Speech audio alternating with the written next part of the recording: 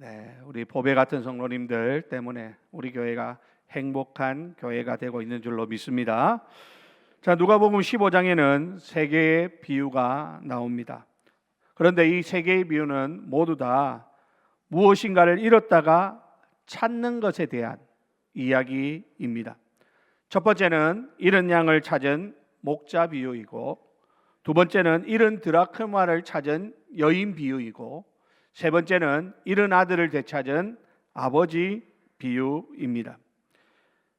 마지막 세 번째 잃은 아들을 되찾은 아버지 비유는 우리가 일명 탕자의 비유다, 이렇게 잘 알고 있는 비유이고, 몇 번 살펴본 그런 말씀이라서 오늘은 앞에 두 비유를 가지고 끝까지 찾으시는 하나님이라는 제목으로 잠시 말씀을 나누도록 하겠습니다.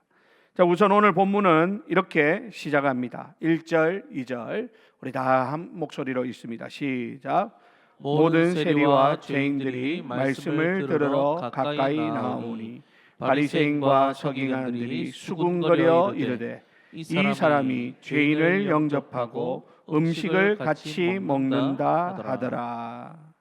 자, 여기 보면 세리와 죄인들이 예수님께서 말씀 전하시는 곳에 찾아옵니다. 당시 세리와 죄인들은 말 그대로 당시 사회 속에서 죄인으로 정죄받고 무시당하던 사람들입니다. 그 중에 세리가 미움받았던 이유는 단지 그들이 세리라는 그 직업 때문이 아니라 헤롯이나 로마를 위하여 세금을 걷어들이고 거기다가 자기 배를 채우기에 위하여 부당한 세금까지 부과했기 때문이죠. 뿐만 아니라 세리와 죄인들이라고 있는데, 당시 죄인이라고 지칭되는 사람은 우리가 일반적으로 알고 있는 것처럼 율법을 어긴 사람들 뿐만 아니라 훨씬 포괄적인 의미를 갖고 있습니다. 그래서 질병에 걸리거나 몸에 장애를 가진 사람들도 다 죄인들입니다. 심지어 가난한 사람들도 이런 죄인의 범주에 포함을 시켰습니다. 그러니까 죄인이라고 하면 한마디로 말해서 사회적으로 인정받지 못하는 사람들을 가리키는 말이다, 이렇게 생각할 수 있겠죠. 자, 그런데 이런 세리와 죄인들은 다른 사람들이 자신을 죄인이라고 손가락질하는 것뿐만 아니라 스스로도 자기 자신이 죄인이라는 것을 잘 알고 있었습니다. 그런데 어쩌면 자기가 죄인이라는 것을 늘 들어서 알았는지 몰라도 어쨌든 그것을 알고 있기 때문에 그들은 예수님이 이 땅에 오셨을 때 예수님을 찾습니다. 예수님 앞에 나옵니다. 그리고 예수님의 말씀에 귀를 기울이는 그러한 모습을 우리는 볼 수 있죠. 반면에 바리새인과 서기관들은 늘 자기 스스로를 하나님 앞에서 의로운 사람이다, 이렇게 여기면서 자신들은 저 세리와 죄인들과 같이 않음을 하나님 앞에 감사하게 생각하고 자신들만 하나님 나라에 속해 있고 저 세리들과 죄인들은 하나님 나라 밖에 있다고 생각했던 사람들이죠. 그렇기 때문에 그들은 죄인들과 함께 하시는 예수님의 모습이 못마땅한 것이죠. 그래서 예수님을 받아들일 수 없었고 예수님께 나와서 예수님의 음성을 들으려고 하기는커녕 오히려 죄인들과 함께하고 죄인들과 함께 먹는 예수님을 향하여 수군거리는 그러한 모습을 볼 수 있습니다. 여러분, 여기서 수군거렸다, 이렇게 오늘 본문에도 표현되어져 있는데요, 이 말은 불만과 못마땅함을 쉽게 다른 사람이 듣도록 불평하는 것을 이 수군거리다라는 단어에서 사용합니다. 이와 똑같은 단어가 누가복음 19장에 보면 나오는데요, 예수님께서 삭개오의 집에 들어가셨을 때 그때도 사람들이 어떻게 했습니까? 수군거렸습니다. 그 수군거림은 그냥 귀에 대고 살짝 이야기하는 것이 아니라 주위에 있는 모든 사람들이 들을 수 있을 만큼, 그래서 그것을 가지고 불평하는 것이죠. 심지어 삭개오의 집에 들어가는 예수님이 들으라고 오히려 수군거리는 것입니다. 여러분, 이 모습은 마치 이스라엘 백성들이 광야 생활할 때 하나님 앞에서 늘 불평하던 그런 모습을 떠올리게 합니다. 이스라엘 백성들은 하나님의 은혜로 출애굽하고 하나님의 은혜로 홍해를 건너고 하나님의 은혜로 만나와 메추라기를 매일매일마다 경험했음에도 불구하고 하나님의 그 사랑을 깨닫지 못했습니다. 그래서 그들은 감사하지 않고 오히려 불평만 했습니다. 실제로 수군거리다라는 이 단어가 하나님의 은혜를 잊어버린 이스라엘 백성들이 광야에서 불평할 때 반복해서 사용된 단어가 바로 이 수군거리다라는 단어였습니다. 오늘 본문에 지금 바리새인들과 서기관들도 죄인들을 환대하시고 이스라엘을 향한 하나님의 은혜와 긍휼을 실천하시는 예수님을 눈앞에 두고도 하나님을 찬양하고 감사하기는커녕 오히려 그들은 수군거리면서 불평을 늘어놓고 있는 것이었습니다. 여러분, 우리가 하나님 앞에서 신앙생활하면서 항상 조심해야 되는 것이 무엇인 줄 아십니까? 그것은 바로 나는 하나님 앞에서 의인이다 라고 생각하는 마음입니다. 자기가 죄인이라고 하는 사실을 잊어버리는 것, 이것이 우리가 주의해야 하는 것입니다. 자기가 죄인이라는 사실을 잊어버리기 때문에 다른 사람들을 판단하고 정죄하고 비난하는데 조금도 어렵지 않습니다. 우리가 다른 사람들을 바라볼 때 자기가 옳다고 생각하니까 다른 사람들을 판단하는 거잖아요. 다른 사람들을 비난하고 정죄하는 거잖아요. 그러니까 이런 사람들은 자신은 늘 항상 의인이고 다른 사람들만 죄인으로 생각하기에, 그렇기 때문에 그들은 하나님의 말씀을 제대로 들으려고 하지 않는 것입니다. 많이 평소에 말씀을 읽고 듣고 하다가 보니까 실제로는 자기가 말씀대로 살지도 않으면서도 마치 내가 하나님 말씀대로 잘 사는 그런 사람인 것처럼 착각을 하는 것이죠.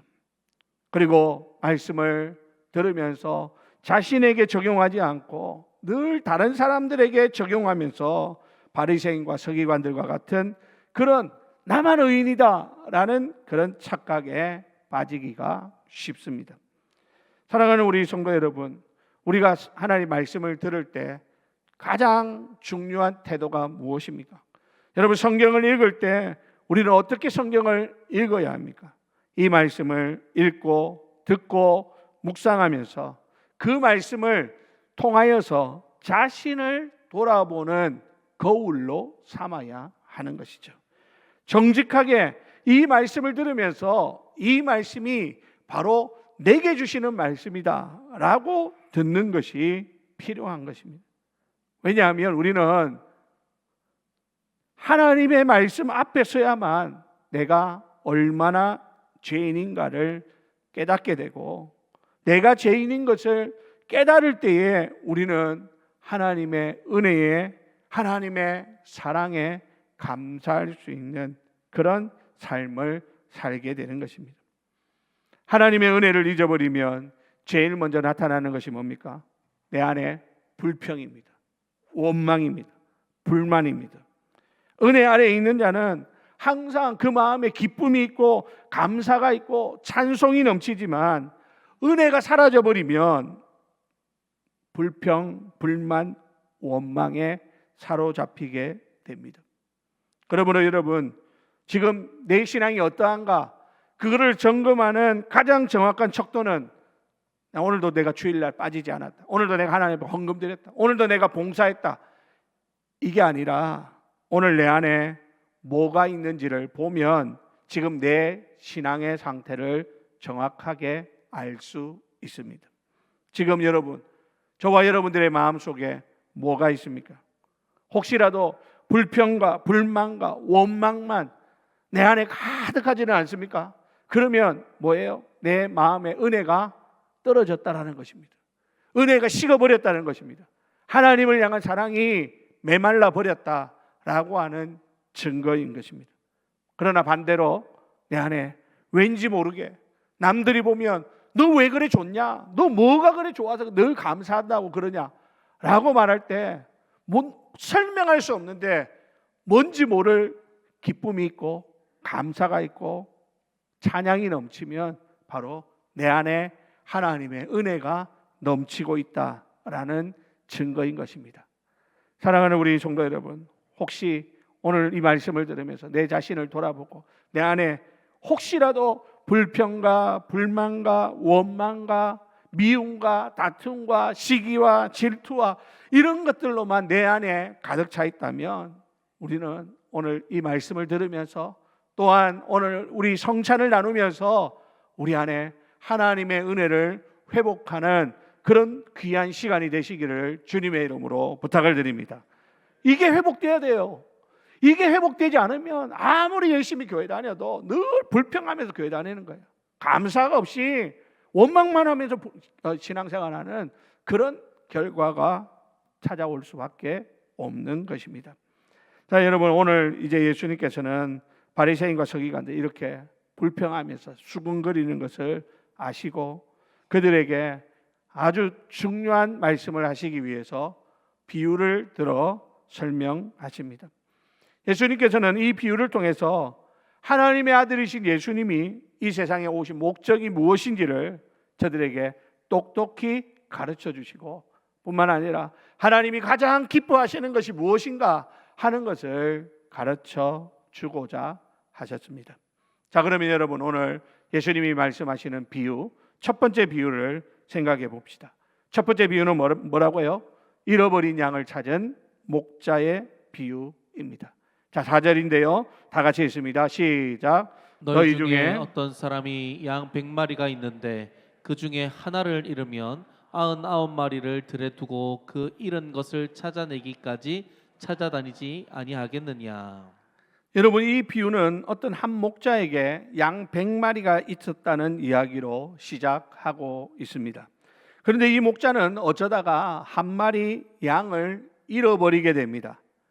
양 100마리 가운데 한 마리이기 때문에 대수롭지 않게 여길 수 있겠지만 그러나 목자의 마음은 그러지 못했습니다. 온통 잃어버린 한 마리 양에게 마음이 쏠려 있습니다.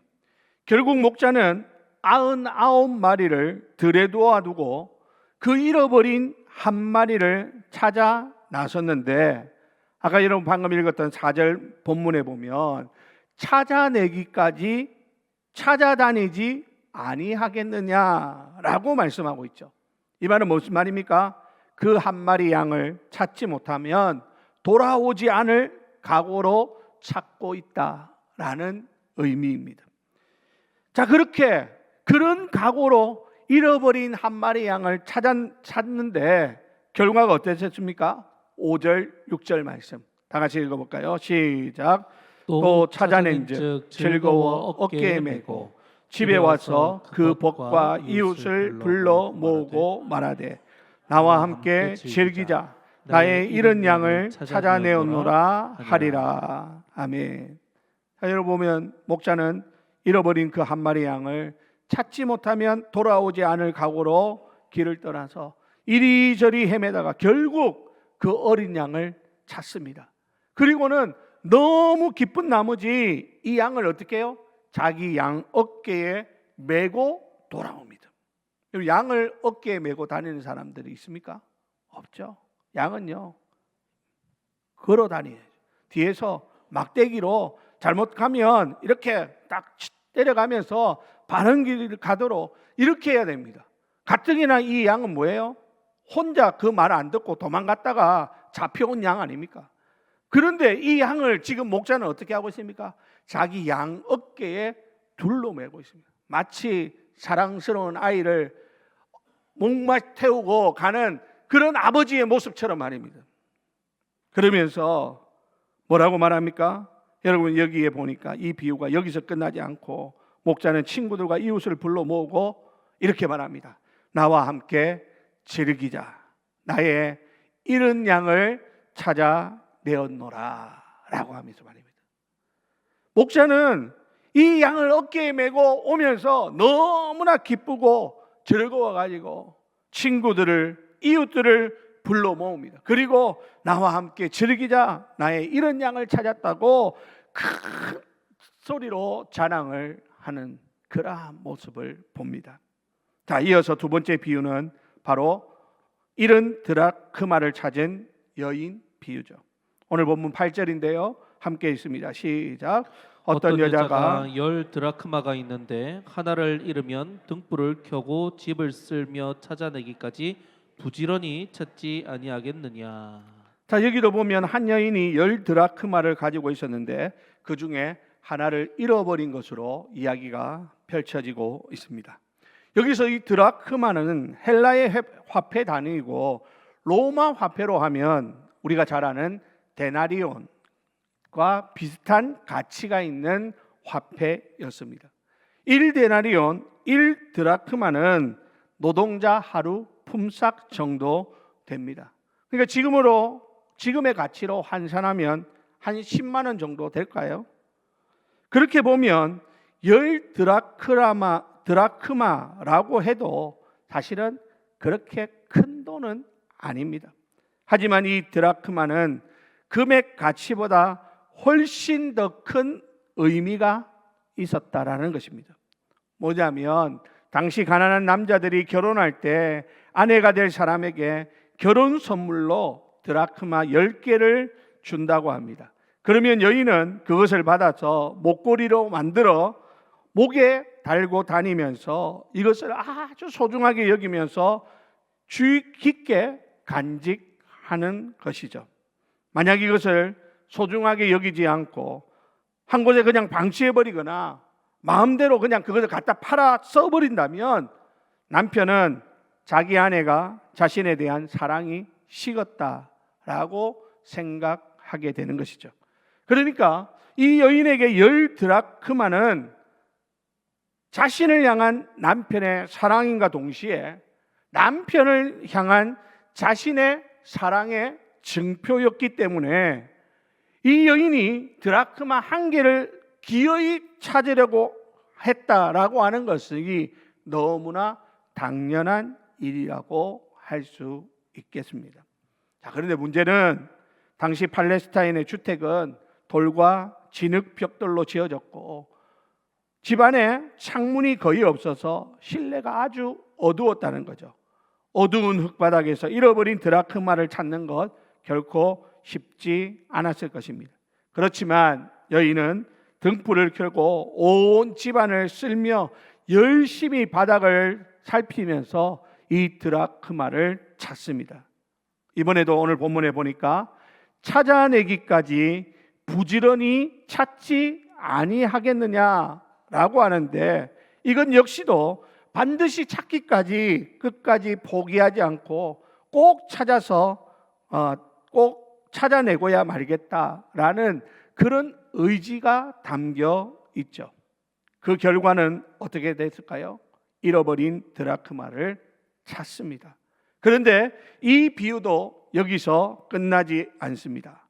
여인은 벗과 이웃을 불러 모으고 나와 함께 즐기자, 잃은 드라크마를 찾아내었노라 라는 이야기를 하고 있습니다. 자, 여러분, 방금 이 두 비유를 여러분에게 설명을 드렸는데 여러분 이 비유를 여러분들이 읽으면서 들으면서 좀 이상하지 않습니까? 첫 번째 비유에서 목자는 99마리를 두고 잃어버린 한 마리 양을 찾아 나섰다라는 것이죠. 그리고 잃은 양을 찾았다고 벗과 이웃들을 불러 잔치를 벌이고 있습니다. 잃었다 찾은 양 한 마리의 가치보다 벗과 이웃을 초청하여 잔치하며 즐거워하는 값이 분명히 더 들 것입니다. 두 번째 비유에서도 이 여인이 잃어버린 드라크마 1개, 노동자 하루 품삯에 불과한 것, 앞에서 제가 설명드린 것처럼 의미가 있는 것은 분명하지만 그러나 이 여인은 그 잃어버린 드라크마를 찾자 벗과 이웃을 불러 잔치를 벌이게 되면 잃었다가 찾은 돈보다 잔치에 사람들을 초대하기 위해서 더 많은 비용이 드는 것은 당연한 것이죠. 그러니까 경제적으로 따져보면 이거는 목자나 이 여인은 아주 어리석은 행동을 하고 있는 것입니다. 그런데 그래도 이들은 벗과 이웃을 불러 모으고 잔치하며 즐거워합니다. 왜 그렇습니까? 왜 이 사람들은 자신들이 더 많은 지불을 해야 되는 그런 일이 있음에도 불구하고 이런 것을 찾기 위하여 그만큼 애를 쓰고 또 그것을 찾자 사람들을 불러 큰 잔치까지 벌이는 그런 일을 하는 것이냐라는 것이죠. 그 이유는 무엇이냐면 이런 것을 찾는 기쁨이 그만큼 더 큰 기쁨이기 때문이다라는 것입니다. 여러분, 우리에게도 마찬가지죠. 우리도 아주 소중한 것을 잃어버렸을 때 여러분, 그 소중한 것의 그 가치는요 사실 돈으로 환산할 수 없는 것입니다. 예를 들어서 우리가 나중에 나오는 세 번째 비유처럼 잃은 아들을 다시 찾는다라고 생각해 보십시오. 어디서 아들이 길을 잃어버렸습니다. 그런데 누군가 와가지고 위로한답시고 그 아들을 이제 못 찾으니까 그냥 고아원 가가지고 다른 비슷한 아이, 그 또래 아이 데려다가 그렇게 입양해가지고 아들이다 생각하고 키우라. 그러면 그 말이 무슨 위로가 되겠습니까? 지금 이 부자나 이 목자나 그 이 여인 같은 경우에 있어서 가장 그들에게 소중한 것은 바로 잃어버린 그것입니다. 그래서 그것을 찾는 그 기쁨이 너무나 크기 때문에 그 이후에 그가 지불하는 그 모든 것은 하나도 아까운 것이 아니었다라고 하는 사실입니다. 자, 그러면 여러분, 예수님께서 지금 이 비유를 가지고 사람들에게 진정으로 가르쳐 주시고자 하셨던 것은 무엇일까요? 그것은 바로 잃어버린 영혼을 찾으시는 하나님의 기쁨이 얼마나 큰가 하는 것을 알려주고 있는 것입니다. 그래서 예수님께서는 이 두 비유를 마치면서 비슷한 말씀을 반복하시죠.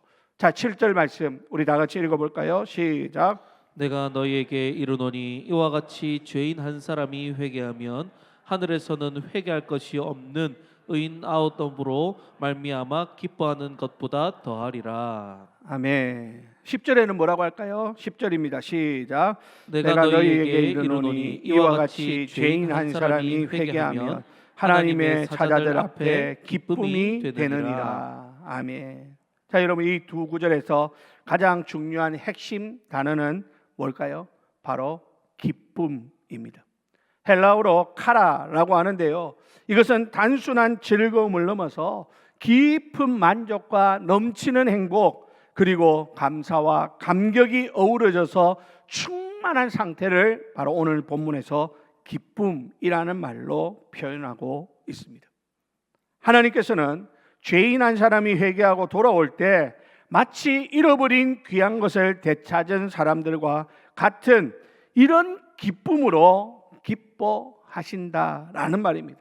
이 기쁨은 하늘의 천사들까지 함께 나누는 엄청난 기쁨이라고 예수님은 이 비유를 통해서 말씀하시고 있는 것입니다. 사랑하는 우리 성도 여러분, 그런데요, 예수님의 이 비유에 등장하는 잃어버린 양 한 마리, 잃어버린 한 드라크마, 이것이 의미하는 바가 무엇일까요? 이것은 바로 누구를 가리킬까요? 바로 오늘 이 자리에 있는 저와 여러분 자신들입니다. 우리가 하나님 앞에서 잃어버린 바 되었던 양이었고, 우리가 하나님 앞에서 잃어버린 바 된 그 한 드라크마였습니다. 그런데 하나님은 우리가 회개하고 돌아오게 하기 위해서 엄청난 희생을 아까워하지 않으신 것입니다. 나 같은 죄인 살리기 위해서 당신의 아들 예수 그리스도가 고통받고 십자가에 달려 죽기까지 하나님은 우리를 위하여 그 모든 것을 다 내어주셨습니다. 하나님은 우리가 회개하고 돌아오기를 원하시고 그만큼 우리를 사랑하셨기 때문에 그 아들이 십자가에 달리기 전에 할 수만 있다면 이 잔을 내게서 옮겨달라고 그렇게 애절하게 간절하게 하나님 앞에 매달려도 하나님은 눈을 닫아버리시고 귀를 닫아버리시고 그 기도에 응답하지 않으셨습니다. 왜요? 바로 잃어버린 우리를 다시 되찾을 수만 있다면 당신의 아들 예수 그리스도의 그 피를 우리를 위하여 십자가에 쏟아도 전혀 아깝다라고 생각하지 않으셨기 때문입니다. 사랑하는 우리 성도 여러분, 오늘 우리가 나누는 이 성찬의 의미가 바로 그것입니다.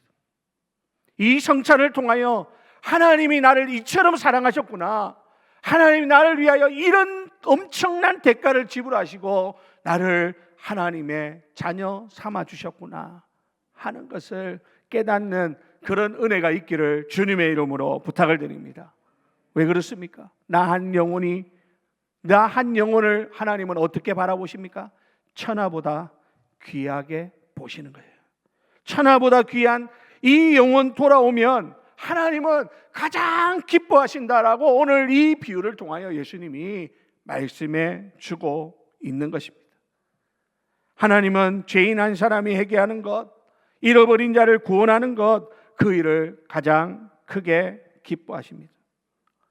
회개하고 돌아오는 그 죄인을 향하여 너 왜 그랬냐 책망하기보다는 우리가 회개하고 돌아올 때 진심으로 기뻐하시며 따뜻하게 그 넓은 품에 우리를 맞아 주십니다. 하나님은 오늘 우리 한 사람 한 사람을 가장 소중하게 여기시는 줄로 믿으시기를 바랍니다. 하나님은 저와 여러분 한 분 한 분을 잃어버린 한 마리 양을 찾듯이 사랑하시고 동시에 우리 한 사람을 소중하게 여기셔서 그래서 하나님이 우리를 찾아내시고 우리를 이 자리에 앉혀 놓으신 거예요. 우리가 오늘 이 자리에 있는 것 내 발로 나온 것 아닙니다. 오늘 우리가 이 자리에 있는 것 하나님의 그 사랑에 의하여 우리가 여기까지 오게 된 줄로 믿습니다. 그러므로 사랑하는 우리 성도 여러분, 오늘 이 성찬을 그냥 받지 마십시오. 나를 향한 하나님의 사랑을 다시 한번 생각하면서 내가 이토록 이만큼 소중한 존재이구나 하는 것을 깨달으며 성찬을 받으시기를 바랍니다. 뿐만 아니라 하나님은 지금도 우리와 같이 잃어버린 한 영혼을 찾고 계십니다. 사랑하는 성도 여러분, 교회 부흥하기 위해서 전도하자고요? 아닙니다. 우리 교회가 더 큰 교회가 되기 위해서 전도하자는 거 아닙니다. 여러분, 하나님이 가장 기뻐하시기 때문에 오늘도 하나님은 그 한 영혼 찾기 위해서 아들까지 내어놓을 각오를 하고 계시기 때문에 우리가 그 하나님의 마음을 안다면 우리는 전도하지 않을 수 없는 것입니다. 사랑하는 우리 주례교회 여러분, 우리 주위에 잃어버린 한 영혼 없는지 돌아보고 그들을 돌이키는 일에 다 같이 힘쓰는 그러한 저와 여러분들이 다 되시기를 주님의 이름으로 부탁을 드립니다. 아무쪼록 오늘 이 성찬의 이 시간이 우리에게 하나님의 그 사랑을 다시 한번 깨닫는 그런 귀한 은혜의 시간이 다 되시기를 예수님의 이름으로 간절히 축원드립니다.